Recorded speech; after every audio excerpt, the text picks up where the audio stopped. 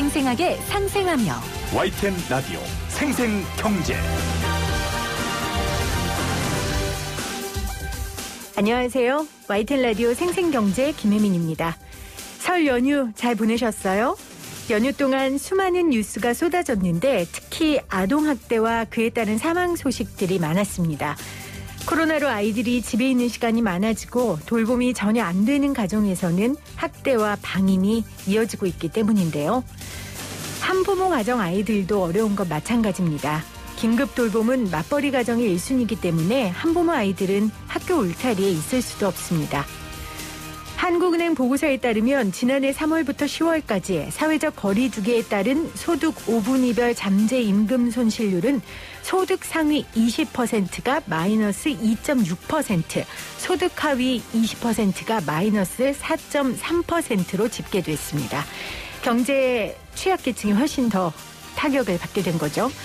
백신이 이 상황을 잠잠하게 하겠죠. 그러나 코로나로 인해 더욱 벌어진 경제적, 사회적 격차는 어떻게 좁힐 수 있을까요? 백신 개발만큼이나 연구하고 대책을 세워야 할 문제입니다. 2021년 2월 15일 YTN 라디오 생생경제 지금 시작합니다.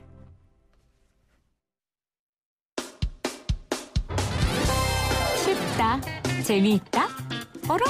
무슨 말인지 이해가 간다. YTN 라디오 생생경제. 오늘 가장 뜨거운 경제 뉴스를 제일 생생하게 전해드리는 시간입니다. 생생경제에서 가장 많이 다룬 기업이 바로 쿠팡이 아닐까 싶어요. 드디어 쿠팡이 다음 달 미국 뉴욕 증시에 상장합니다. 글로벌 이코노믹 연구소 김대호 박사 전화로 연결해 자세한 이야기 들어보도록 하겠습니다. 박사님 안녕하세요. 네, 반갑습니다. 자, 쿠팡이 미국 증시 상장 공식화했습니다. 사실 이거 보통 일 아니잖아요. 한국에서 영업 기반을 갖고 있는 회사가 한국이 아닌 생면부지의 다른 나라에서 그 가치를 인정받고 거기서 주식을 사고 팔 수 있게 됐다라는 것은 뭐 상당한 의미가 있고 우리나라 기업사에도 그렇게 많지 않은 그런 예외적인 경우고 상당히 특히 조그마한 스타트업 기업에서 출발해서 우리나라를 넘어서 미국에서 정권시장에서 공식적으로 인정받았다는 것은 일단 환영하고 또 할 만한 일이라고 봅니다. 박사님 지금 생면부지의 기업이라고는 하셨는데 사실 이 국내 회사 쿠팡은 미국 회사인 쿠팡 유한 회사의 100% 자회사 아닌가요? 그러니까 우리나라 회사가 아니다 이런 이야기도 있어서요. 네, 자본 지분 그러니까 주주가 누구냐라는 그런 관점에서 볼 때 100% 쿠팡은 우리나라 기업이 아닙니다. 그러니까 이번에 다시 한번 뉴욕 증시에 상장을 하면서 다시 확인된 스스로 밝힌 바에 따르면 지분의 거의 99.9%는 미국 사람 또는 한국계 이제 제일동포 일본인 이제 국적을 바꿨죠. 그 손정이라는 분, 그 마사요시 손이라는 분 이런 사람들이 주식을 갖고 있고 우리나라 국적자들은 주식이 없는 것으로 다시 한번 확인이 됐어요. 현재 이 회사는 정확하게 얘기하면 델라웨어주라는 곳에 있습니다. 세금이 상당히 싼 곳이고 바이든 대통령이 성장한 고향이기도 하죠. 네. 델라웨어주의 쿠폰 LCC라는 회사가 있습니다. 정확하게는 그 회사가 미국 뉴욕 증시에 상장을 하는 것이지 한국에 있는 쿠팡이 상장하는 것은 아니에요. 그러니까 델라웨어에 있는 미국 쿠팡 LCC가 100% 갖고 있는 현지 법인이 한국에서 쿠팡이라는 사업을 하고 있는데 이번에 상장하는 것은 이제 미국 회사죠. 그런데 이 쿠팡이 전 세계적으로 알려지지 않은 무명의 기업이라는 것은 뉴욕 증시에서는 거의 알려지지 않은 기업이고요. 네. 미국에서 하는 사업은 거의 많지가 않아요. 그렇겠죠. 거의 한국에서의 배달 또는 이커머스를 주력을 하는데 그런 면에서 볼 때 한국의 이커머스가 뉴욕 증시에서 상당한 가치가 있는 것으로 평가를 받은 것으로 볼 수가 있다. 그런 면에서 나름대로 우리나라 에서도 벤처가 되고 그것이 뉴욕 정시로부터 인정을 받았다는 면에서 상당한 의미가 있다고 보겠습니다. 네, 그러니까 기업의 자본 구조로 보면 100% 미국 회사지만 우리 박사님 말씀하신 것처럼 한국 기반의 산업 활동을 하는 회사가 미국 주식에 상장된다는 건 굉장한 의미가 있다. 이렇게 저희가 이해를 하면 되겠습니다.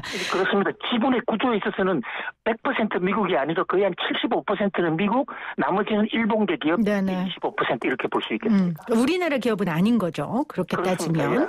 예. 자, 그렇기 때문에 미국에 상장한 거죠. 뭐 당연한 이유고요. 그렇습니다. 예. 그런데 지금 이제 언론에 따르면 차등 의결권 때문에 미국에 상장을 했다. 좀 이런 식으로 언론 보도가 되는 경우도 있어요. 이 차등 의결권이 뭐길래 이렇게 이야기들을 합니까? 예. 그렇습니다. 미국에 뿌리를 둔 자본가들은 전부 미국이라고 하더라도 한국에서 사업을 하고 있고 소비자들은 거의 100% 한국 사람이기 때문에 네. 한국에 충분히 상장할 수 있었고 또 상장하는 게 유리한 측면도 있어요.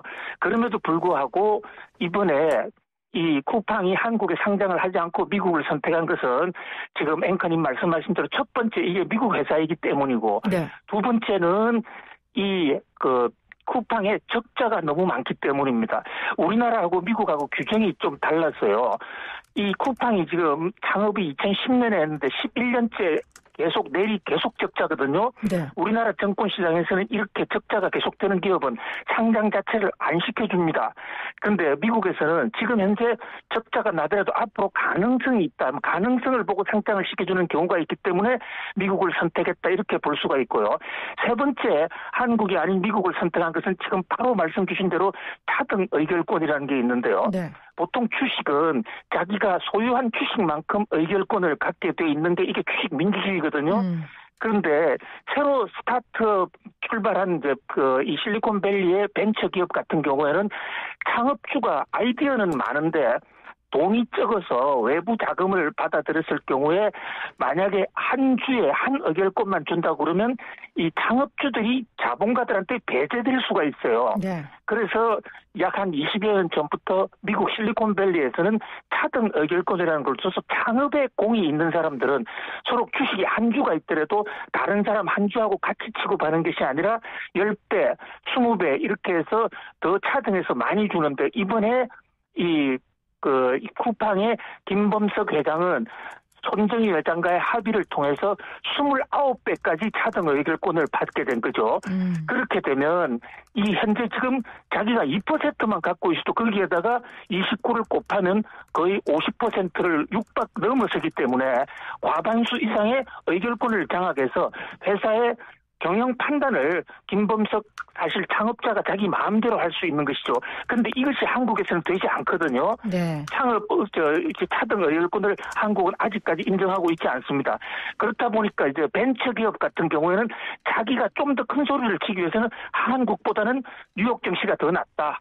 이렇게 선택을 하고 있는데 이번에 이 쿠팡의 김범석 씨도 차등 의결권의 메리트를 100% 누리기 위해서 뉴욕 정시로 갔고 그런 면에서 우리 한국도 이 차등 의결권 제도를 한번 검토해볼 필요가 있지 않냐는 얘기가 나오게 되는 것입니다. 네, 제가 청취자분들께 좀 설명을 드리면 차등 의결권이라는 거는 복수 의결권 주식이라고 합니다. 그러니까 지금 박사님 말씀하신 것처럼 원래 일주일 의결권이 맞는데 네. 이제 벤처기업 같은 경우에는 대표에게 좀 힘을 실어줌으로써 주도해서 경영을 할 수 있고 또 방어할 수 있도록 차등 의결권이라는 제도를 주고 있고 우리나라 현재 지금 안 되는데 더불어민주당에서 벤처기업 차등 의결권 도입을 총선 2호 공약으로 제시한 바 있죠. 지금 아직은 안 되는 거죠, 저희는. 현재 계속 논의 중이고요. 제기되어 있거든요. 네네. 그런데 여기에 대해서 경제 참여연대, 경실련 또는 정의당 이런 곳에서 강력히 지금 반대하고 있기 때문에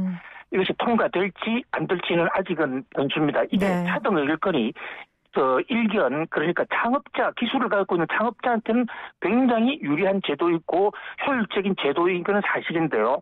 만약에 이 차등 이 의결권을 남용을 해서 그 기술을 가진 창업자가 자신이 회사를 독차지한다거나 또는 정상적인 주주들의 의견을 방해하고 혼자 회사를 좌지우지 농단한다고 할 경우에 네. 방어할 수 있는 수단이 없는 거예요.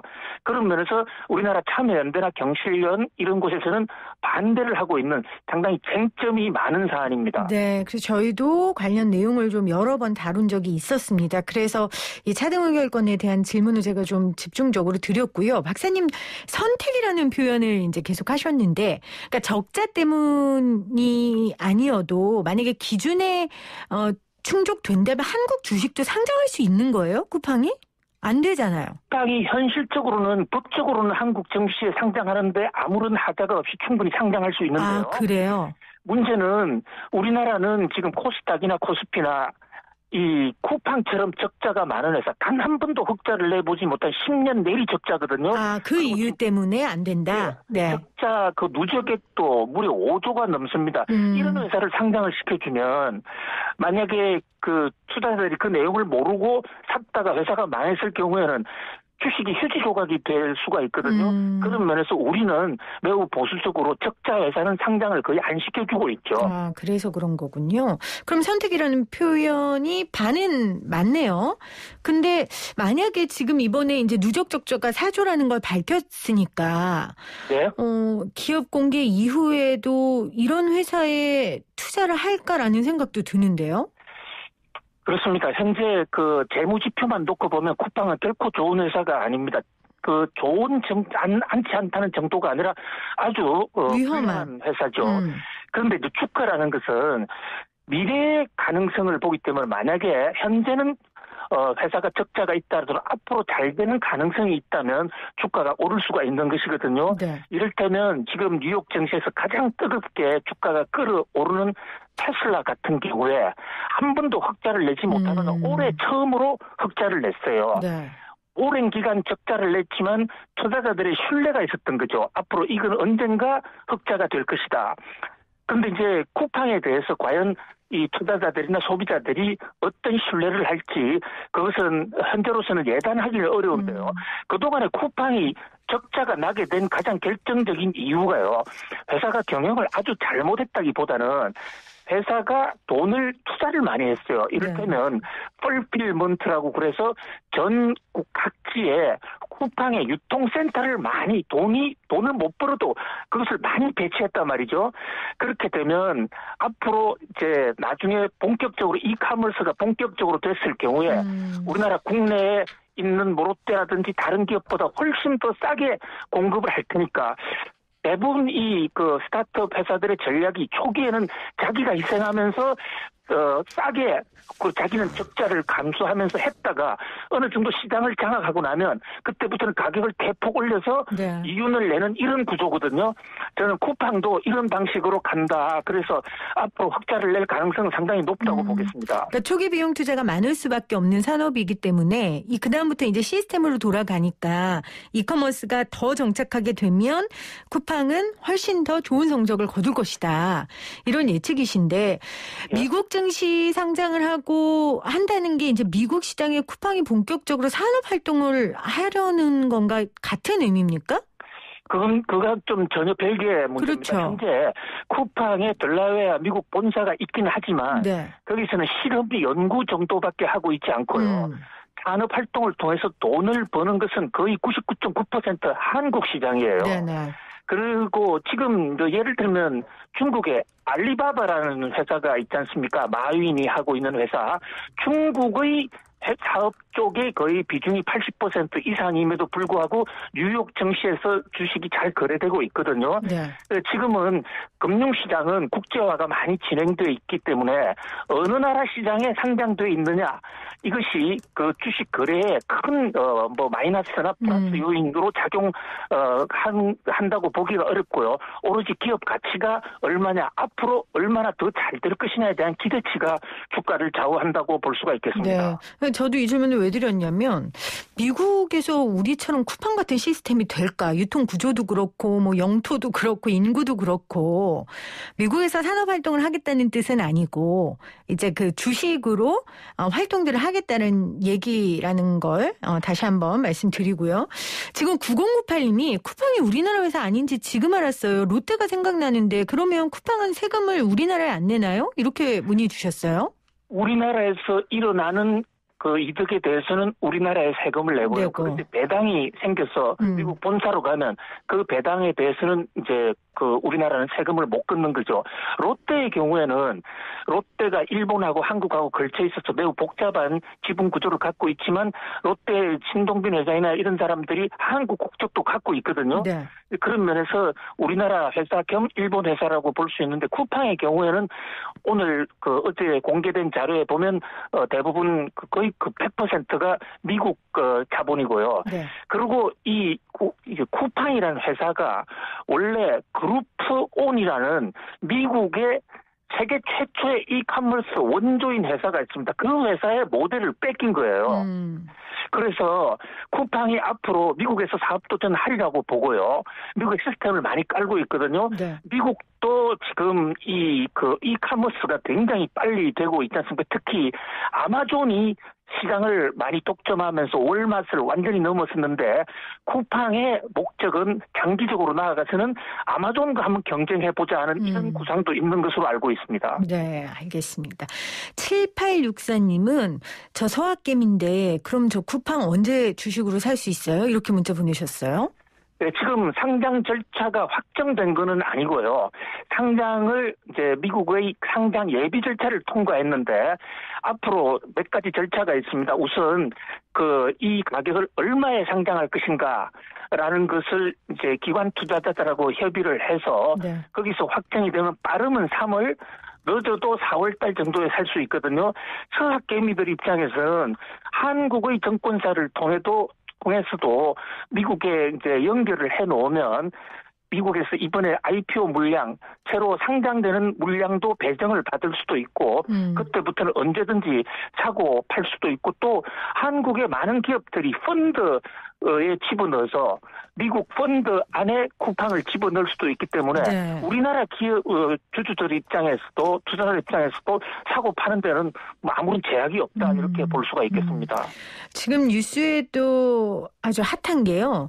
그 배송기사인 쿠팡맨들에게 최대 1,000억 원의 자사주를 보너스로 지급하겠다. 지금 이런 얘기가 나오고 있어서 이건 무슨 말일까요? 예, 현재 지금 상장을 하게 되면 기업들의 주식 물량이 여러 군데 이제 회사가 자의적으로 배정을 할 수가 있는데 네. 현재 쿠팡에서는 약 100억 정도를 직원들한테 배정을 하겠다. 그렇게 되면 그 직원들이 대부분 한국에 있거든요.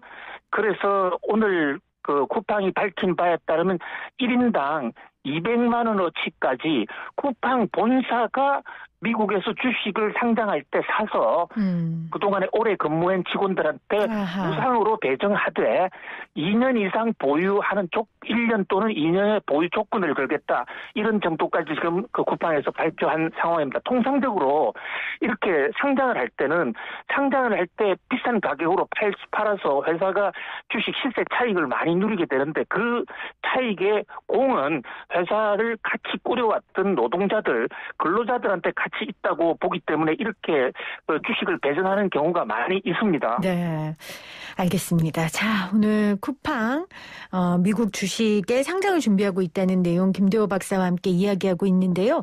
오늘 홍남기 부총리도 쿠팡의 미국 뉴욕 증시 상장 언급하면서 우리나라 유니콘 기업이 글로벌 경쟁력을 인정받았다 이렇게 평가했어요. 유니콘 기업이 우리나라에 몇 개 정도입니까?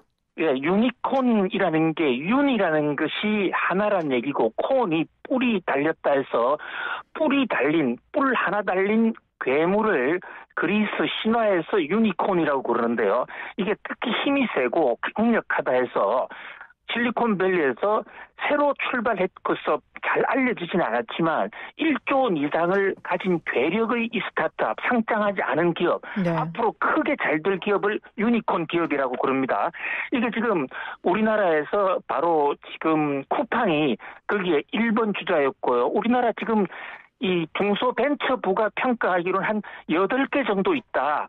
이렇게 1조 원 이상 자산가치. 그러나 자산가치는 아직 정확하게 평가를 안 해봤기 때문에 1조 원이 될지 또 그 이상이 될지 모르기 때문에 딱 8개만이라고 할 수는 없습니다만은 한 8개 정도 된다고 보고요. 홍남기 부총리 입장에서는 굉장히 기쁠 수밖에 없는 게 지금 그 쿠팡이 국적이 어느 나라냐 이것을 떠나서 쿠팡의 메인 사업 기반이 한국이었는데 한국에서 한 사업이 뉴욕 정시로부터 어떤 벤처 기업으로서 성공을 인정받았다. 네. 그런 면에서는 한국이라는 벤처 시장의 토양이 유니콘이 클 수 있는 시장이 아니냐. 그런 면에서 좀 홍남기 부총리도 그동안의 기획재정부 정책도 좀 자랑하고 싶은 뭐 또 충분히 자랑할 만하다고 봅니다. 네. 그런데 우리나라의 유니콘은 겨우 지금 8개인데요. 중국 같은 데는 300개, 400개 되고 유럽도 나라별로 100개가 넘거든요. 그런 면에서 우리나라의 벤처 기업은 아직도 요원하다. 좀 더 키워야 된다. 이렇게 봅니다. 그러니까 우리나라의 유니콘 기업을 키울 수 있는 토양이 마련됐다라는 의미로 홍남기 부총리가 굉장히 의미 부여를 했는데 그러니까 뭐 카카오 게임즈 우리가 알만한 그런 기업들이 지금 유니콘 기업인 거죠? 카카오 게임즈는 유니콘 기업이 있는데 작년 말에 이제 한국 시장에 상장돼서 들어오는 바람에 이제는 상장 기업이 됐죠. 유니콘 기업은 아직 상장하지 않는 어린이들 중에서 힘이 아주 센 대수와도 같이 뿌리 하나 달린 그런 것을 얘기하기 때문에 유니콘 기업을 졸업을 한 것이죠. 그러니까 유니콘 기업은 상장 전에 잠재력이 그렇습니다. 아주 크고 실력 있는 그런 기업들이고 이런 기업들이 이제 상장을 하면 기업 가치가 더 높아지는 거죠. 그렇습니다. 그러면 지금 유니콘 기업 어떤 기업들이 있을까요? 예, 우리나라는 그동안에 유니콘 기업 중에서 기업 가치가 제일 큰 게 쿠팡이었고요. 2등이 크래프톤이라는 회사, 그 다음에 세 번째 옐로우 모바일, 그 다음에 배달의 민족도 한때 이제 유니콘에 들어갔는데 최근에 독일의 딜리버리 히어로한테 팔아버리기로 했죠. 그 밖에도 위메프라는 회사, LNP 코스메틱, 또 비바리 퍼블리카, 야놀자 이런 회사들이 있는데 좀 낯설죠. 네. 그 낯설 수밖에 없는 게 이런 회사들이 기본적으로 창업한 지 얼마 안 됐고 기업 주식도 공개적으로 팔고 있지 않기 때문에 그러나 내실은 상당히 많은 튼튼한 그런 기업이 돼 있고 이런 기업이 좀 더 많이 나왔으면 하는 그런 바람입니다. 네, 알겠습니다. 자, 글로벌 이코노믹 연구소의 김대호 박사와 함께했습니다. 고맙습니다. 감사합니다. 자, 지금 방금 들어온 속보 여러분 좀 전달해 드리겠습니다. 세월호 참사 당시 구조인물을 소홀히해 사상자 수백 명을 나게 한 혐의로 재판에 넘겨진 김석균 전 해양경찰청장이 1심에서 무죄를 선고받았습니다. 관련 내용 들어오는 대로 YTN 라디오 통해서 자세히 알려드리도록 하겠습니다.